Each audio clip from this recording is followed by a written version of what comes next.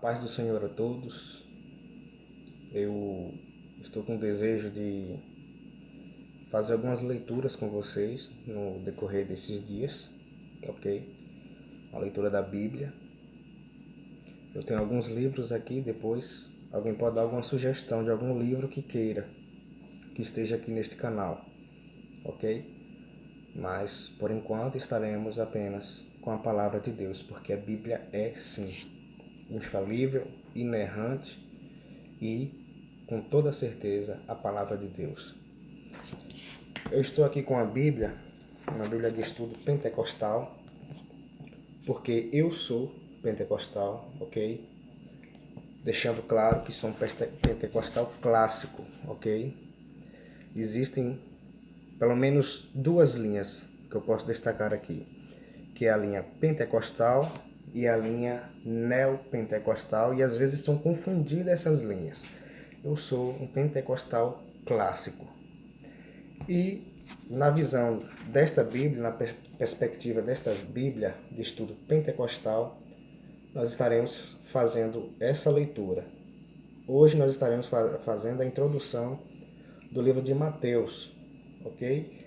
Explicando para quem foi escrito, o porquê que foi escrito, quais são as suas características principais, porquê de uma linguagem ser um pouco diferente das outras. Então, tudo isso nós estaremos vendo aqui nesta Bíblia de estudo pentecostal. Você pode deixar aí a sua opinião, seu comentário, ok? Desde que seja respeitoso, pode discordar sim. Nós estamos aqui para ouvir opiniões e para aprender uns com os outros. Tem um esboço primeiro tem a apresentação do Messias e dentro dessa apresentação tem vários tópicos. Em segundo lugar, nós temos o ministério de Jesus na Galileia e arredores. Aí nós temos aqui vários resumos, né? Resumo do ministério inicial de Jesus, sermão, proclamação do reino de Deus, entre outras coisas. Aí em terceiro nós temos aqui o auge do ministério messiânico de Jesus na Judéia, Pérea e em Jerusalém. Aí nós temos aqui em quarto lugar a prisão de Jesus, julgamento e a crucificação do nosso Senhor Jesus. E aí eu vou falar pelo menos aqui, na prisão de Jesus. Nós temos em primeiro lugar a prisão, nós temos o julgamento, nós temos o sepultamento, ressurreição de Jesus e a gloriosa descoberta das mulheres que foram lá no sepulcro para embalsamar o corpo de Jesus. Porém, ele já não estava lá, o túmulo estava vazio, porque ele ressuscitou. E nós temos também falsas testemunhas que mentiram, falando que os discípulos haviam roubado o corpo de Jesus, porque os soldados receberam dinheiro dos sacerdotes para inventarem esta mentira que circula até os dias de hoje. E nós temos a ordem do Senhor ressurreto aos seus discípulos, ok? A sua proclamação para sair pelo mundo, batizando as pessoas em nome do Pai, do Filho e do Espírito Santo, e etc. O autor deste evangelho é o evangelista Mateus. O tema deste evangelho é Jesus, o Messias e Rei, e foi escrito mais ou menos 60 anos depois de Cristo. Foi que Mateus decidiu escrever este evangelho.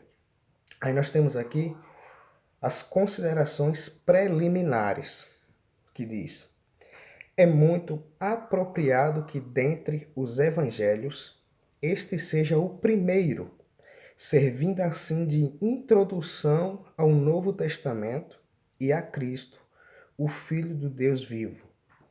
Embora o autor não apareça identificado por nome no texto bíblico, o testemunho unânime de todos os antigos pais da igreja, isso a partir de 130 depois de Cristo, eles chegaram à conclusão que este evangelho foi escrito por Mateus, um dos 12 discípulos de Jesus.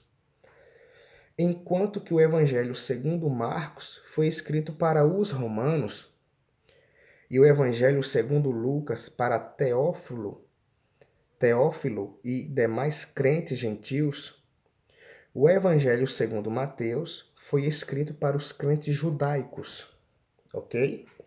Então ele está afirmando que o Evangelho segundo Mateus foi escrito para os crentes judaicos. Então abrangia muito a cultura judaica e o linguajar que os judeus entendiam. A origem judaica deste evangelho se sobressai de muitas maneiras. Por exemplo, ele apoia-se na revelação, promessas e profecias do Antigo Testamento para comprovar que Jesus era o Messias de há muito esperado. Faz a linhagem de Jesus retroceder até Abraão. Declara repetidas vezes que Jesus é o filho de Davi. Usa preferencialmente a terminologia judaica como reino dos céus, porque os judeus tinham um temor e eles não queriam falar o nome de Deus em vão. Então eles entendiam que se falasse reino de Deus, era como se estivesse falando o nome de Deus em vão. Então, Mateus, com sabedoria, ele escreve reino dos céus, mas está aqui entre parênteses, que é um sinônimo de reino de Deus, por causa da reverente relutância dos judeus quanto a pronunciarem literalmente o nome de Deus. Faz referência a costume judaico sem maiores explicações, ou seja, como ele sabia para quem estava escrevendo e aquele povo entendia a sua linguagem, não havia necessidade de Mateus explicar o porquê que estava escrevendo aquilo a respeito do costume judaico, porque eles já sabiam o que queria dizer. Prática essa diferente nos demais evangelhos, porque os outros evangelhos sempre deixam algo em parênteses explicando. Por exemplo, quando Jesus Cristo encontra com a mulher samaritana no poço de Jacó, lá em João capítulo 4, a Bíblia diz que Jesus chega e pede de beber, e a mulher diz: como pede tu de beber a mim, sendo que sou mulher samaritana? Porque ele era judeu. Aí está entre parênteses explicando, porque os judeus não se comunicam com os samaritanos. Porém, o Evangelho de Mateus, quando tem algo assim específico, ele não tem a necessidade de explicar, porque foi para os judeus que foi escrito. Este evangelho, porém, não é exclusivamente judaico. Assim como a mensagem do próprio Jesus, o evangelho segundo Mateus visava, em última análise, a igreja inteira, mas no sentido geral, no sentido mais amplo, revelando fielmente o escopo universal do evangelho. A data e o local onde este evangelho foi escrito são incertos. Há, no entanto, bons motivos para crer que Mateus escreveu antes de 70 depois de Cristo, estando na Palestina ou em Antioquia da Síria. Certos eruditos bíblicos creem que Mateus foi o primeiro dos 4 evangelhos a ser escrito. Outros atribuem essa primazia ao evangelho segundo Marcos. Eu creio que o primeiro a ser escrito foi Marcos, ok? Propósito: Mateus escreveu este evangelho para prover seus leitores de um relato da vida de Jesus, por uma testemunha ocular, que no caso foi Mateus, essa testemunha. Segundo, para assegurar aos seus leitores que Jesus é o Filho de Deus e o Messias, esperado desde o remoto passado, predito pelos profetas do Antigo Testamento, para demonstrar que o reino de Deus se manifestou em Jesus de maneira incomparável. Mateus deixa claro para seus leitores que Israel, na sua maioria, rejeitou a Deus e ao seu reino e se recusou a crer nele, por ter ele vindo como um Messias espiritual e não político. E que somente no fim da presente era é que Jesus virá em glória, como Rei dos Reis, para julgar e governar as nações. O que o autor está dizendo aqui é que Mateus mostrou claramente que Jesus Cristo foi rejeitado por não querer ser um líder político, um revolucionário que iria acabar com a ditadura romana, entre outras coisas. Mas Jesus Cristo veio apenas como um ganhador de almas, um pescador de alma que veio para salvar a ovelha que se havia perdido. Jesus Cristo veio para dar um propósito para essas pessoas que estavam como ovelhas sem pastor. Então, o objetivo de Jesus era mais espiritual do que político, ok? Aí nós temos aqui uma visão panorâmica e logo encerraremos com as características especiais. Na visão panorâmica diz: Mateus apresenta Jesus como o cumprimento da esperança profética de Israel. Ele cumpre as profecias do Antigo Testamento, a saber, o modo como Jesus nasceu, o lugar do seu nascimento, o seu regresso do Egito, sua residência em Nazaré, como aquele para o qual estava predito um precursor messiânico, o território principal do seu ministério público, o seu ministério de cura, a sua missão como servo de Deus, os seus ensinos por parábolas, a sua entrada triunfal em Jerusalém e a sua prisão. Os capítulos 5 a 25 registram 5 principais sermões e 5 principais narrativas de Jesus, em torno dos seus atos poderosos como o Messias. Os 5 principais sermões são o Sermão da Montanha.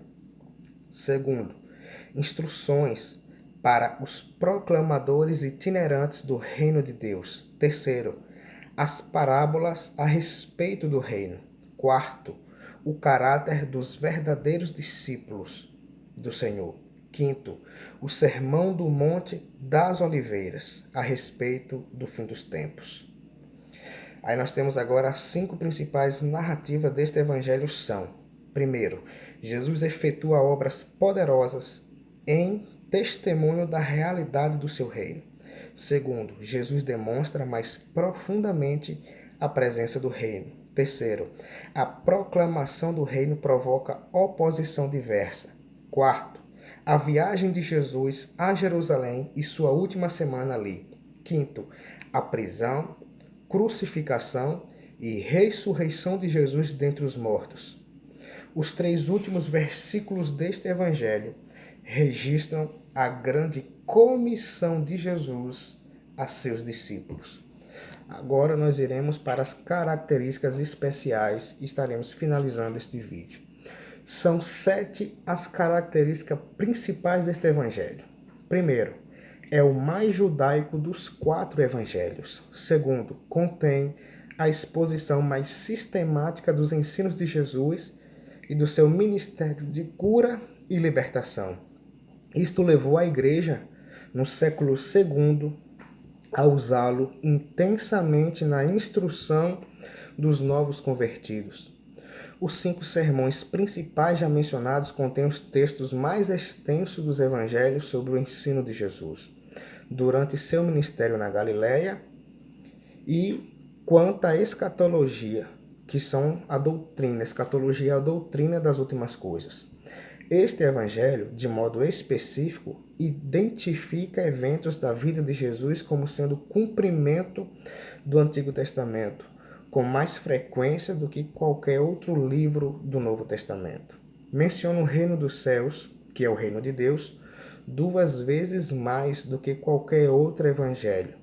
Mateus destaca os padrões de retidão do reino de Deus, o poder divino ora em operação no reino sobre o pecado, a doença, os demônios e a morte, e também o triunfo futuro do reino na vitória final de Cristo nos fins dos tempos. Mateus é o único evangelho que menciona a igreja como entidade futura pertencente a Jesus. Espero que tenha lhe servido de alguma forma. Comente embaixo e que Deus continue abençoando sua vida mais e mais. Maranata.